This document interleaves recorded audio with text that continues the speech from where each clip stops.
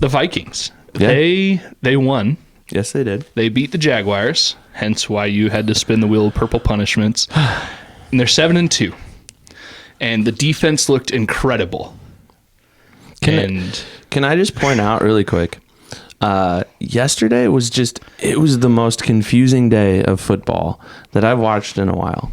I've been thinking about this all day. Okay. I didn't mean to interrupt you. No, I like it. But you got to listen to me because I'm currently impaired. That's all right. But think about this for a minute, all right? The Vikings... Sorry. You're blindfolded. It's hilarious. You're still trying to be serious, and I commend you, but maybe I'm going to have more of a problem with this. This is serious, okay? Evan, I think we're going to realize how much you do the direction of the episode and how much I just talk, because now I'm going to have to make it a point. You could probably already feel it that I'm like, oh, crap. Now I have to guide the conversation. Please keep going. You are doing so good. The entertainment value is high right now. That's a good thing. No, but think about this for a minute. I think the stat was out there from 2010 or something ridiculous like that, way back. Teams are 147 games or something like that when they don't score a touchdown, which the Vikings did not score a touchdown yesterday. And also turn the ball over 3 times or get intercepted 3 times or whatever it was. And Sam Darnold throws 3 picks. They don't score a touchdown, and the Vikings win. Now, that's only half of it, right? Yeah. Because Sunday Night Football, the Lions, Jared Goff throws not 3, not 4, but 5 interceptions, and somehow they win the game on a last minute. It baffles me. It does not make sense. I believe my text to you this morning when I woke up and saw that the Lions had won, because I fell asleep before it was over. But my text to you was, well, it looks like the script, they got their way with the script or something like that. The NFL script writers, they're following what they needed to, I guess. Can't find my beer. So I did move your beer a little bit because you were talking with your hands and pointing, and I was afraid that you would hit your beer.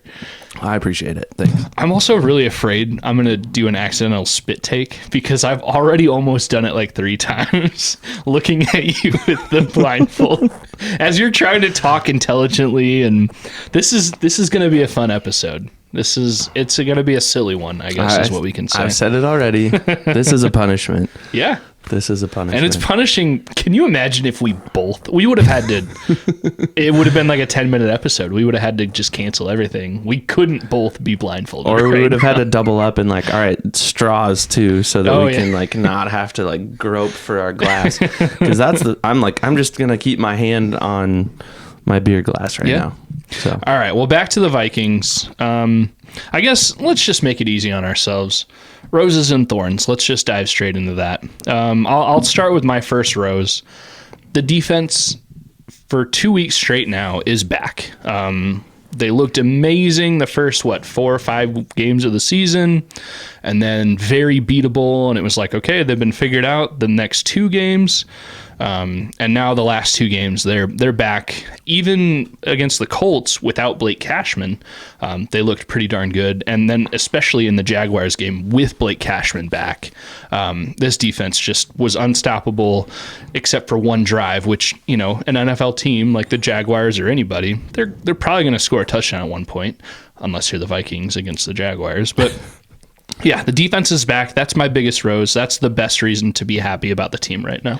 Yeah, and I think a lot of people around the league are talking about the Vikings defense still and just how stout they are. Obviously, they didn't allow the Colts 2 weeks ago to even get into the red zone, and the Colts' only touchdown was a defensive touchdown. And then this week, it was Was it a first quarter touchdown that the Jags scored against the Vikings on offense? I think it was either the Jags. I think it was their second drive. They mounted something together and they came all the way down the field, and it took a couple of tush pushes down at the goal line to finally get in the end zone. But I mean, other than that, the defense looked really, really good. And it's the NFL. I mean, you're not going to shut out every single opponent, even an opponent like the Jaguars, who are not, the cream of the crop. Your computer screen went to sleep a little bit. I don't know if that's going to mess things up for the audio. That's the only reason I'm telling you. But I can kind of see underneath. Okay. I think that's that's well within the bounds of of following purple punishments, is making sure our audio is still good. I can pull something up quick. I can kind of see. Oh, there you go. Try to make it keep from falling asleep or something like that. Yeah. Okay. We're good now. We're good. Yeah. Well, and back to the Vikings defense. I've been saying it for a few weeks now. I think Blake Cashman, well, yes, he shows up on the stat line and he's really good. I think a lot of what he does doesn't show up on the stat line. For sure. I think he puts people where they need to be. He's obviously wearing the green dot when he's on the field. He's the director, the quarterback of the defense when he's out there. And when he's not out there, I think KOC even said in a press conference either today or yesterday right after the game, somebody asked him about Blake Cashman, and KOC's answer was something to the tune of, it's really nice when, he's in there or the right guys are on the field where they're supposed to be, and you don't have to have other guys stretch and other guys try to fill roles that they don't usually fill. So when you get guys doing what they're normally supposed to be doing and what they're already good at, like Ivan Pace, he's pretty good at blitzing, and he's not the greatest yet at being the green dot guy, the director of the defense. So with Blake Cashman back, Ivan Pace doesn't have to worry about that. He can just play. And Blake Cashman can be the director and still play well, and I think that's invaluable for the defense. I think they're undefeated when Blake Cashman's playing. I definitely saw, we watched the game together. It was fun to watch. But I saw Van Ginkel and Ivan Pace Jr. specifically, they seemed free. They seemed like, okay, we've got him back now. We've got Cashman back there kind of calling the shots, getting people in the right spot. And I remember the one play specifically. It may have been Ivan Pace's only sack. He sacked him, didn't he? I think he got a sack. Yeah.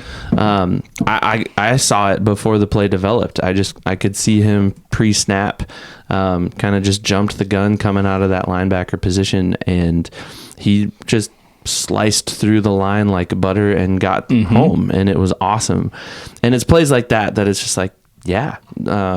You notice that Cashman is back. You notice that Cashman's back for sure. So, yeah, I agree with you. That's definitely a huge plus, and hopefully he's healthy from here on out and can continue to lead the troops on defense. Yeah, you got to commend any of these guys that are still playing right now, because the old adage is everybody's playing hurt at this point. Everybody's got some kind of bump or bruise.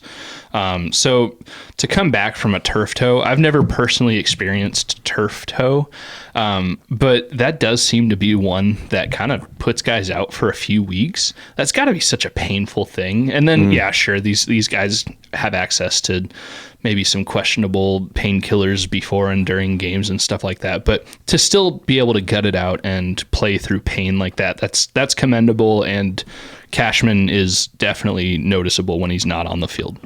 I think another rose for me, and I have no idea if this is anything that you wrote down or not. No, this is better. I like it because this is real. But a rose for me is the fact that we still have a kicking game despite our kicker and our long snapper being on IR for at least 3 more games now. Yep, absolutely. The game was decided by 4 field goals, all 4 of which John Parker Romo made. The first one was a little iffy. That long snap was a little... was it McQuaid, who's now the new long snapper, at least for now? He fired one back, and I think KOC called it out in his post-game press conference. He just got a little excited, and Ryan Wright had a little bit of an issue kind of reining that thing in, but he still got it and put the laces out, and Parker Romo put it up. And that's a big benefit for a team like this Vikings team. You've got to be good in all 3 phases, because sometimes one of those 3 phases isn't going to play very well, like the Vikings offense. And truth be told, the Vikings offense did play well. Oh, absolutely. They just couldn't find the end zone, and Sam Darnold kept throwing it away to the other team. Yeah. Which is frustrating, but that's definitely a rose for me. Just the fact that there's still a solid special teams presence with these new additions.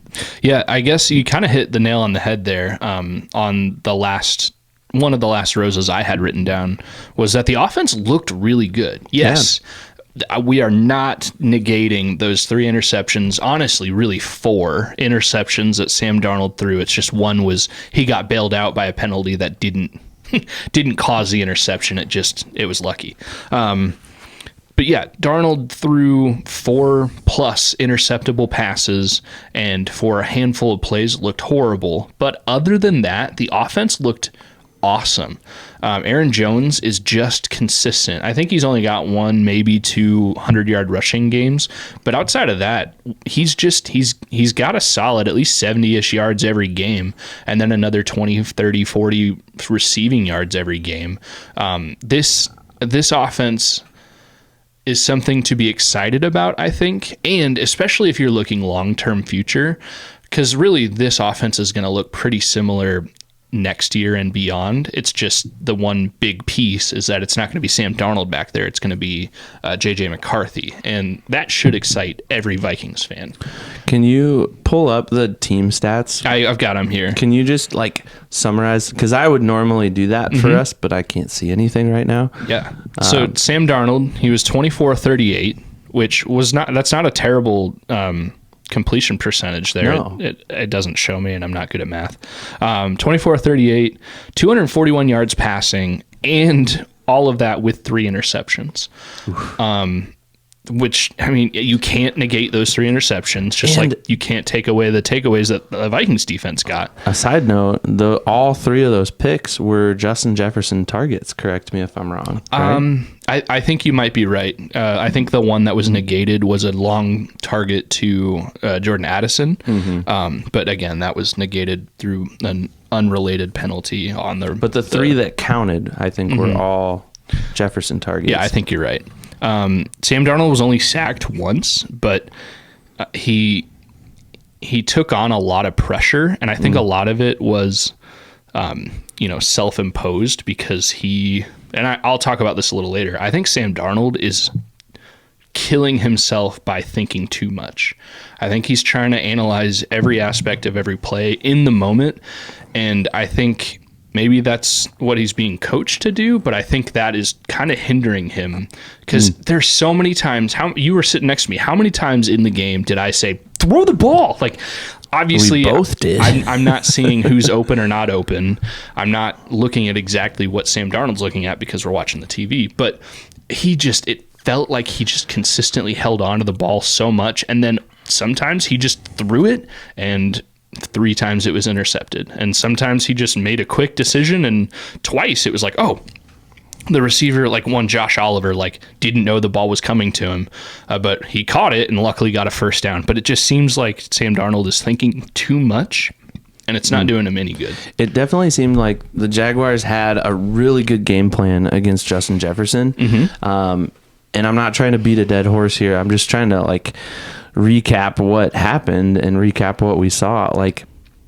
And I agree with you. Yes, I think Sam's maybe overthinking, but I think those 3 passes to Justin Jefferson, I think he thinks as soon as the ball leaves his hands, he's thinking this is automatic. JJ's just going to haul this in. It's going to be perfect. And then I read somewhere today that the Jaguars safeties played a different scheme, and I'm not gonna summarize what the scheme was because I don't know exactly what it is, and I'm not a defensive expert by any stretch of the imagination. But they did something more I want to say it was 40% of the time or something like that against Justin Jefferson, which he's used to seeing when defenses cover him, but they did it more than any other team has done it this season. And it obviously was effective because Justin Jefferson still had a respectable game. I think, what did he end up with, 88 yards or something like that? Jefferson got 48 yards off 5 catches. All right, well, that wasn't what I thought it was. Somebody got 88 yards. Was that Aaron Jones? TJ Hawkinson led the team with 72 receiving yards. Aaron Jones had 88 rushing yards. Okay, that's where I got 88 from. Anyways, whatever the scheme was against Justin Jefferson was absolutely effective. And that's got to be something that Kevin O'Connell has to game plan for. You've got to be able to find ways to get your playmaker open. And we were saying it too when we were watching it together. it's just frustrating. Like, get the ball into the hands of your playmaker. Well, Sam Darnold's putting the ball in the hands of the guys guarding the playmaker, which is infuriating if you're trying to watch football. But can you go to the team stats for a minute and just like summarize those a little bit? Because I feel like that tells a bigger story of how good this Vikings offense was despite not scoring any touchdowns.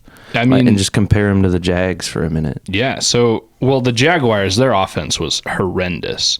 They only had what's the time of possession stat? The Vikings had like 42 minutes time of possession, and the Jags are obviously the inverse at 17 or whatever. That was on the whole game? Yeah, on the whole game. Mac Jones was 14 of 22 for 111 yards. He did have that rushing touchdown, but he threw 2 picks. Travis Etienne was their leading rusher with 44 yards rushing. Evan Ingram was their leading receiver with 40 yards receiving. They just didn't do anything on offense. And the Vikings, their numbers, unless you're looking at touchdowns, the Vikings offense did pretty good. I mean, we've already gone through Sam Darnold, 241 yards passing. That's not bad. No. Aaron Jones, 88 yards rushing.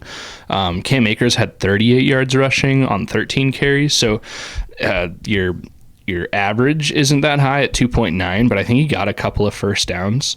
Ty Chandler had his longest rush of the year, I think, at 8 yards. He finished with 18 yards rushing on 4 carries. Chandler played like 11 or 12 snaps. It was his most in the last few games. We didn't really see him until Aaron Jones was carted away. Oh, yeah, for a time. He came back. He did. And KOC mentioned about Aaron Jones. I guess he's just sore. There's no like broken anything. He should be okay. Everything I saw today was he just wanted an x-ray, and the x-ray machine was on the other side of the field.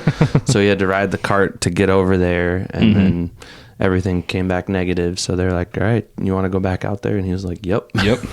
And that's why we saw him in the fourth quarter. Yeah. This next stat kind of leads into my final rows. And I already mentioned TJ Hawkinson, 72 yards receiving off 8 catches, but he had 9 targets. So pretty good game for TJ Hawkinson. And he was the unsung hero. I think it's been said a few times, specifically by a friend of the show, Dustin Baker, in the last day or so. TJ Hawkinson kind of helped win this game for the Vikings. Oh, yeah. He caught a few first down, converted a few first downs. The offense would have stalled if not for the production of TJ Hawkinson. And there were a few times he got hit hard, and he would kind of come up slow, and I don't know if he looked mad or frustrated or hurt or all of the above. But I think he was the unsung hero of the Vikings offense yesterday. Yes. For sure. Agreed. Well, and just to see him back and contributing, I mean, we even saw it at the beginning of this game, but even going back to last week's game, TJ's first game back from injury, Josh Oliver has seemed to really find his niche in this Vikings offense. And early on in this game against the Jags, he was more productive, and we're sitting there looking at each other like, why can't those balls go to TJ Hawkinson? Like, come on, like, good for Josh. That's awesome. And we're never going to complain about the Vikings gaining yards and getting first downs and whatnot. And I think Josh Oliver had a career game last week against the Colts. Yeah. Oh, yeah. Josh Oliver's, this is his second best season so far. Yeah. And it's his second best by receiving yards by only like less than 20 or less than 30 receiving yards. And we're a little more than halfway through the season. Yeah. It's his most touchdown catches ever in a season with 3. But I think he had 2 alone last week, right? No, I think he just had the 1. But he's been more active when Hawkinson was out, and now that Hawkinson is back, he's still very much involved in the game plan, which is interesting. And it's nice it's kind of like having 2 running backs. You have 2 tight ends that you can throw to. It just adds to your arsenal. And when all the attention is on TJ Hawkinson, well, here comes Josh Oliver streaking across the formation, and you can drop a dime on him and get a first down or get a touchdown or whatever. But I definitely agree with you. TJ, he was on the front lines of this game, and he got a lot of hard yards when the Vikings needed it the most. And he got several key first downs. He obviously didn't score a touchdown because nobody did. But you don't need to score a touchdown to have an impact on the game. Oh, I yeah, think he was a high impact player for sure. Oh, and for sure. We're glad to have him back. Yeah. All right. Well, I guess unless you have any other roses, we could probably move on to thorns. Yep, I'm ready. I think the obvious biggest thorns is those 3 and an unofficial other 4th interception by Sam Darnold, and really just his overall decision making. Yeah, Sam Darnold he completed 24 of 38 passes. He got 241 yards passing, but I mean, I mentioned it earlier this season about Kirk Cousins and how everything just, maybe Kirk Cousins will have a successful game, but it just seemed harder for him. It seemed like he was fighting for every inch he could get. That's how it felt for Sam Darnold yesterday, but Sam Darnold almost felt worse. It was like he was making things harder for himself. So my biggest thorn was just the regression to the mean for Sam Darnold, because he was the player of the game, or the player of the month for offensive player of the month for like September or something like that. And this guy, we were thinking MVP level earlier this season, and now it's like, oof, can't wait to see JJ McCarthy next season. Yeah, well, I mean, we were even I think I asked you the question at halftime. He had thrown all 3 of his interceptions, the ones that counted, in the first half. And you've said on this podcast multiple times, don't put a guy in a position to throw 4 interceptions. Yeah. And here he was with 3 at the break. And I looked at you and I said, are we going to see Nick Mullins coming out of the tunnel? Are we going to see number 12 under center? And that wasn't the case. And I think Kevin O'Connell made the right call. I don't think you pull Sam Darnold after that. And I mean, obviously it worked out in hindsight, but yeah, it's definitely concerning, right? Yeah. It's concerning that these issues are still happening. We knew that Sam Darnold was not going to be a Patrick Mahomes quarterback. We knew that he wasn't going to be a Tom Brady, a Peyton Manning. We knew that, and we got him on somewhat of a bargain. Oh yeah, $10 million. That's a huge bargain for a starting mid-level starting quarterback in the NFL. That's basically free. I mean, yeah. But I would say, with all of that, I'm struggling to articulate my thoughts because I'm also just still really mad that I have this thing on my face. Yeah, it's been a minute since we've mentioned this. So since we do clip other videos out, Evan is blindfolded right now. It's actually like a pretty girly sleep mask he's wearing right now. It's really nice. But he's blindfolded because of our Purple Punishments segment. So go check that out. He predicted in the preseason, a Vikings loss to the Jaguars. He was wrong. He had to spin our wheel of Purple Punishments and landed on be blindfolded for the entire episode. So you're doing really good. I thought that I would have a spit take by now because I keep laughing. This is hilarious. But I've been doing good about not spit taking. I think we're almost ready for the next beer. I wouldn't know. I can't. Well, just by feel, I can. Yeah. All right, yeah, we're getting down there. Yeah, we're getting down there. Anyways, to conclude my thought, we knew we weren't getting this A+ MVP level quarterback, but he's shown flashes that he can play really, really well. Yeah. And I don't know. I don't know if it's just this Kevin O'Connell magic that rubs off on these new kind of Bambi-like quarterbacks when they're fresh, they're really good, and he can just whisper the plays in their ears, and they just go out and do magical things for a few weeks, and then they just fade, and the slipper doesn't fit anymore, kind of, to use all of these different analogies. But I don't know. If the Vikings are going to make a playoff push, and if they are going to make a run in the playoffs, not just make it to the playoffs, but win a game or two, they're going to have to figure out this. And Kevin O'Connell and Sam Darnold are going to have to get on the same page. Yeah. I'll admit, I was fooled. I thought And part of the reason I had a preseason prediction of the Vikings winning 11 games this year is I thought, man, Sam Darnold, he was the 3rd overall pick when he was a rookie. He's shown flashes of being good. This is the best scenario he's ever going to be in.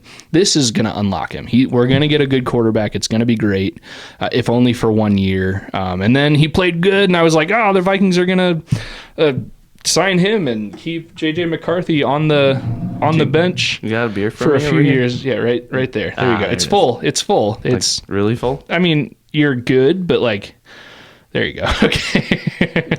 Yeah, I was fooled. I thought Sam Darnold was really going to turn himself into something. I thought some team was going to sign him for $50 million in the offseason a year. And I'm okay saying I was wrong. I'm being proven wrong. He's probably better than he has been playing most of his career, but he is not the next Baker Mayfield who's going to revive his career with 1 year with a team. He's going to maybe get a starting role with like the Raiders next year or something, but I don't think he's ever going to live up to like even a Pro Bowl level. I mean, to be fair though, Sam has a better record than Baker at this point. Well, right now, but who's looking better? I know. I will say, and I said this to you during the game yesterday, I think I even tweeted it out on the Skol Hop, that Sam Darnold is extremely lucky right now that J.J. McCarthy isn't an option. That at 3 interceptions, I think, whether you do it or not, I think KOC, if he watches Sam Darnold throw 3 interceptions against a Jaguars team that the Vikings should have annihilated, I think there's some whispers in his own mind, KOC's, saying, all right, maybe this is when we make the change. Maybe J.J. McCarthy's ready. But Sam Darnold is super lucky that that's not an option right now. I want to back up really quick, back to a Rose really quick. This is just kind of an impromptu Rose, a good thing about the game yesterday.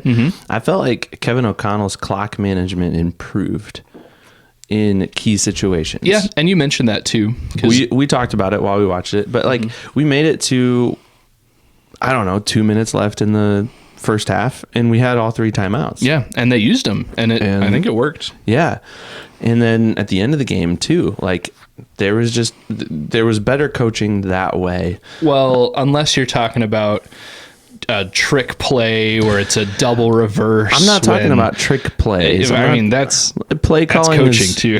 I know you're talking clock management. I'm talking clock management and timeout management specifically. Play calling is a totally different thing. Yeah. And I agree with you, and that's maybe a thorn, is getting cute or too early, or getting cute at all, really, especially when you're not leading by much. Yeah.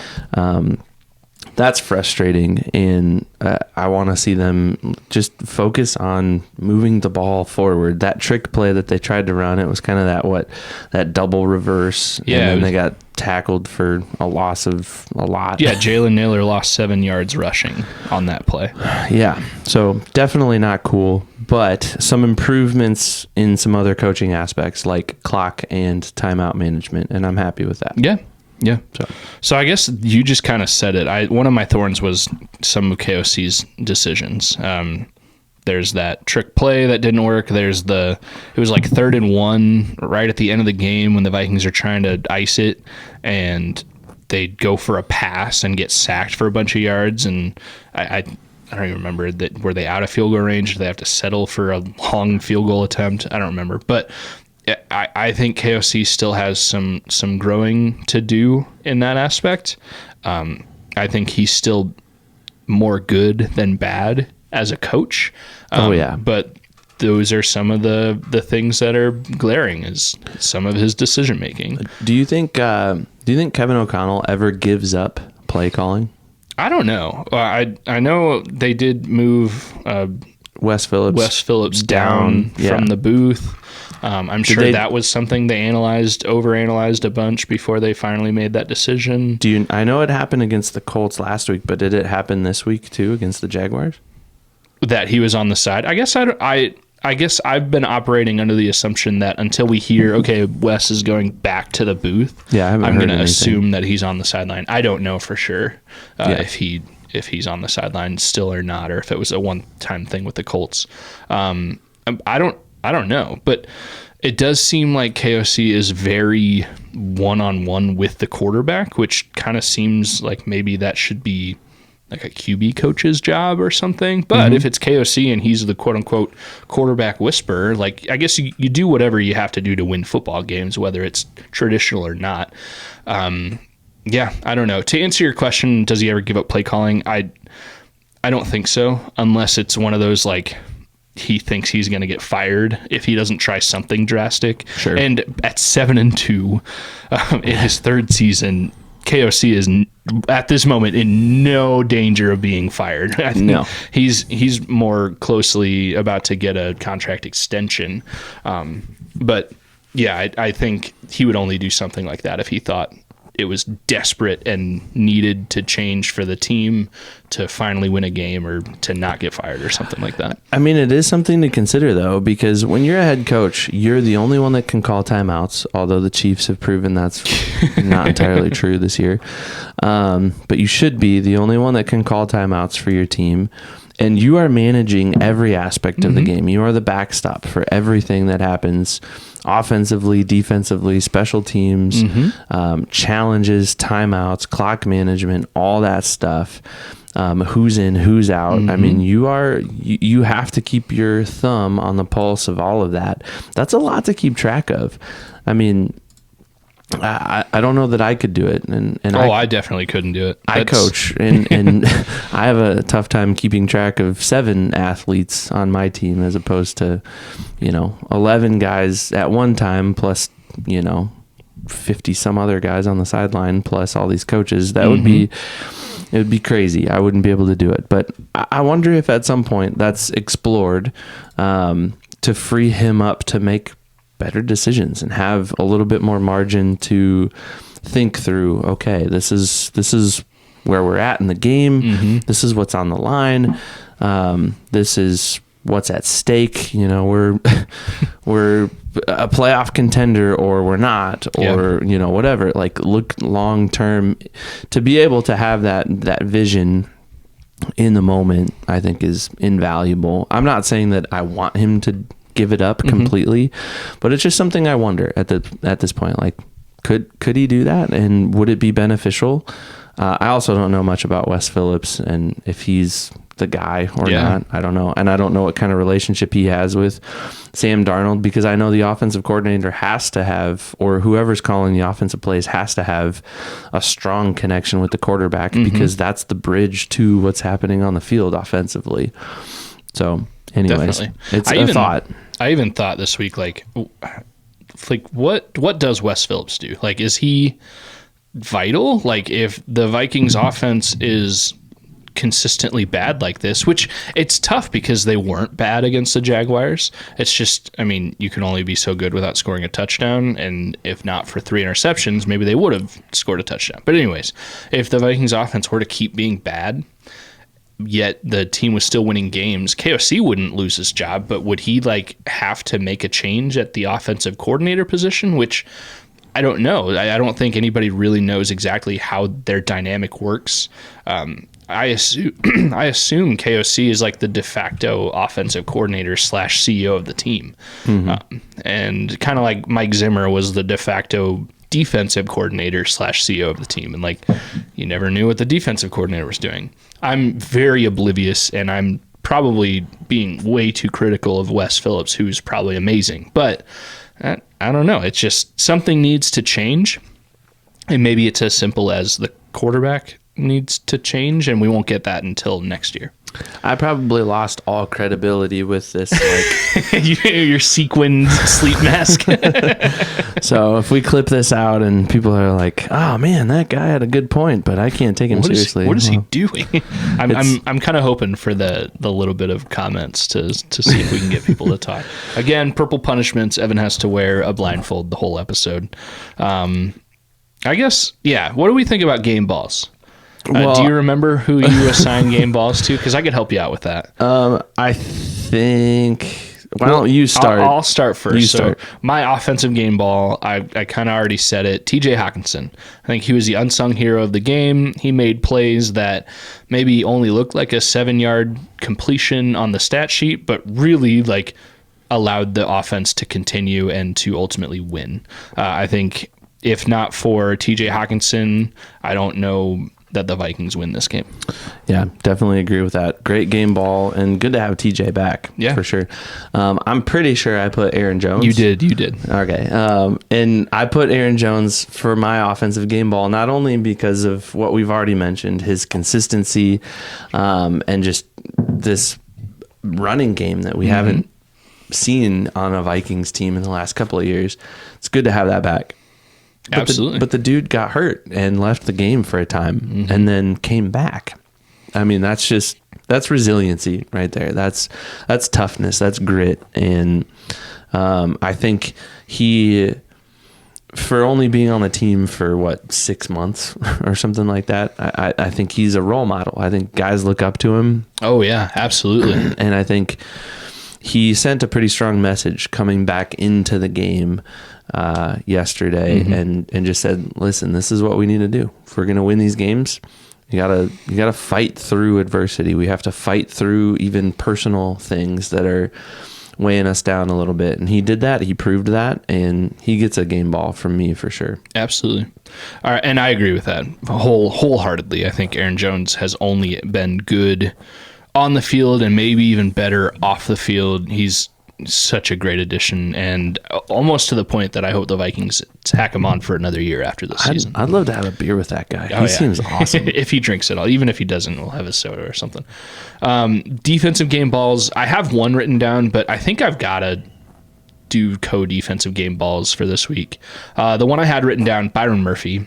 I think he ended up with the highest PFF score on the Vikings defense with like an 89 or something like that.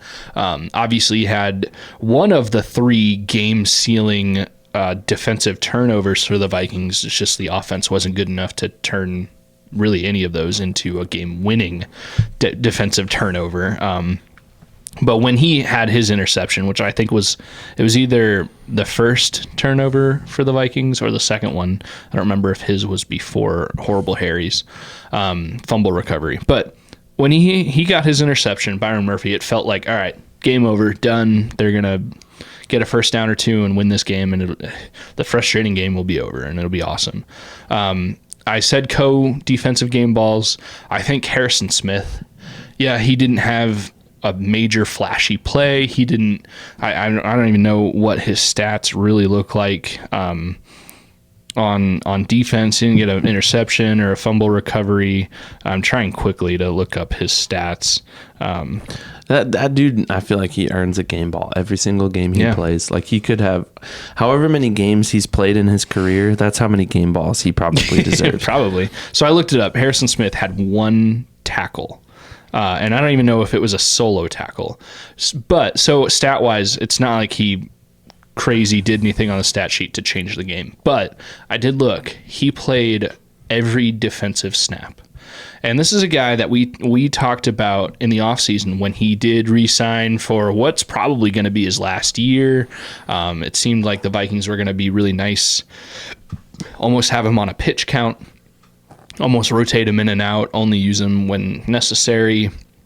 He played every snap, and I think that's been the mantra of his season. I think he's played a lot more than he hasn't this year, and I think this team will notice when he's no longer on the team, whether he retires or whatever.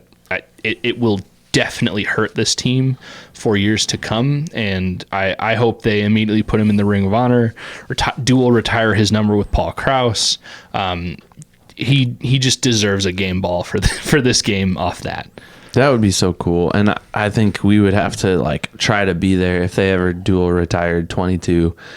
That would be so cool. I would want to be there because Paul Krause, obviously historic Viking, is still very involved in the organization as well. But man, he was a heck of a player, and Harrison Smith has not done that number shame at all. Like, he has only elevated 22 on the Vikings, and man, like I said a minute ago, every single game he probably deserves a game ball in all of those. My defensive game ball goes to someone else named Harrison, though, if I remember right. Yep. Is that what I said? Harrison Phillips, man. Got that fumble recovery. Again, you kind of referenced it a minute ago. It was one of those game-sealing things where as soon as he got it, it was Like, all right, the momentum has changed. And it felt like game over for all of those turnovers. It felt like, all right, this is the one. The Vikings are finally going to close this out. And I think that's what's so special about this team. As frustrating as it was to watch, all it takes is one of those plays. It just takes one of those things. It takes one Harrison Phillips fumble recovery. It takes one Byron Murphy interception. It takes one Stephon Gilmore, one Cam Bynum, whatever. Speaking of which, Cam Bynum, that touchdown, or not touchdown, that interception celebration was awesome. Yeah. That was funny. Go check that out. Referencing the Olympic break dancer from... Where was she from? Australia, New Zealand? I don't know for sure. I don't remember. I have a terrible either. Memory. But anyways, that was fun to watch. Harrison Phillips, the dude is just a stalwart in the middle of that defensive line for the Vikings. He gets a lot of he gets overlooked a lot. Like he deserves a lot more credit than he gets. And he's just one of those quiet, put your head down, keep grinding. I don't know how many snaps he was on the field for, but I'm sure it was most of the defensive snaps for the Vikings. And yeah, just a great guy all around, great player, and definitely made an impact on this game. Yeah, I agree. All right, special teams. Mine is maybe not the perfect one, but Ryan Wright, he's my special teams game ball. No disrespect or undercutting of the other two guys, because we're talking Parker Romo and Jake McQuaid, the long snapper. For me, it's Ryan Wright for one play. There was kind of a high and to the left snap from McQuaid, and at a pivotal point when the Vikings, I think it was to take the lead or even to come closer, to cut the lead down. The Vikings needed a field goal. Ryan Wright took a slightly errant snap, quickly adjusted, put it down right where Parker Romo needed it, and saved the play. He saved the Vikings 3 points there. And honestly, on that play, Parker Romo probably had to do some magic too, because I'm sure it wasn't a perfect placement. But yeah, Ryan Wright, he gets my special teams game ball just for that, because I think I told you he probably puckered pretty good on that play when that ball went a little too high. Yeah, I don't disagree with that. And what's funny is I've been giving Ryan Wright my special teams game balls for like 4 weeks or something like that. But I'm going to take the low-hanging fruit on this one and just go with John Parker Romo. Absolutely. I already kind of sung his praise a little bit ago, and it's just so encouraging to know that the Vikings have some ground to stand upon when it comes to special teams. And in a league like this, special teams can win or lose games for you. You could be a field goal away or a field goal ahead of a win or a loss. Yeah, I mean, we saw it yesterday. The Chiefs are undefeated right now. Yeah, off of a blocked field goal. So are the Lions. The Lions only have one loss because of a made field goal. So yeah, it's good to know that there's depth there. They won't keep 2 kickers. They won't keep 2 long snappers on the active roster when it comes down to crunch time. And when Will Reichard and Andrew DePaula get healthy again, we'll see them back in John Parker Romo and Jake McQuaid. Yeah, I forget. I should know. I'm just to respect his name, I'm going to look it up. You should. Also, a side note, McQuaid reminds me of that Jonah Hill and Tatum Channing movie series, 21 Jump Street, 22 Jump Street. Wasn't that their last name? Oh, was it? I don't know. McQuaid. I have no idea. I'm pretty sure it was. And it's Jake McQuaid. I just looked it up. McQuaid. All right. No, I'm pretty sure Channing Tatum and Jonah Hill, their character's last name was McQuaid. That's funny. In 21, 22, and I think there's even a 23 Jump Street. Maybe, yeah.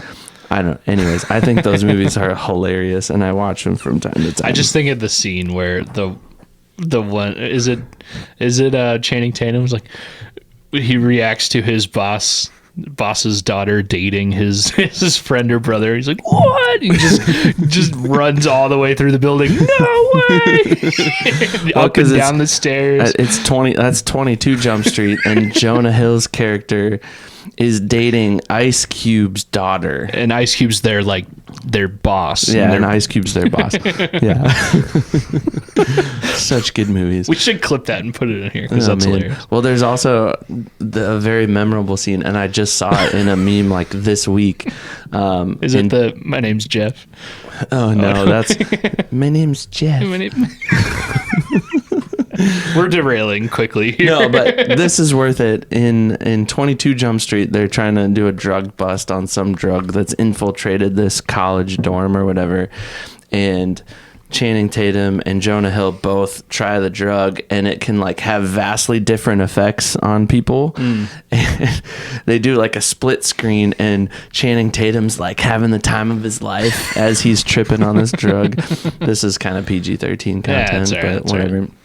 And then on the other side, there's Jonah Hill, and he's just like super depressed. And Channing Tatum's like, man, this is great. I love this stuff. And Jonah Hill's like, this is the worst thing ever. I don't know. It's a super funny scene. Okay, fine. I'll watch both those movies again. You should. They're funny. I will not watch Moneyball again. I won't give you that. Oh, I love Moneyball. It's not that good of a movie. It's better than you give it credit for. We should let us know in the comments which ones you like better, the Jump Street movies or Moneyball, and tell us why Moneyball is an awful movie. It's not an awful movie. It's a great movie. It's kind of boring. It's kind of boring. It's not awful. But it's not. It's not. I disagree. Anyways, we digress. We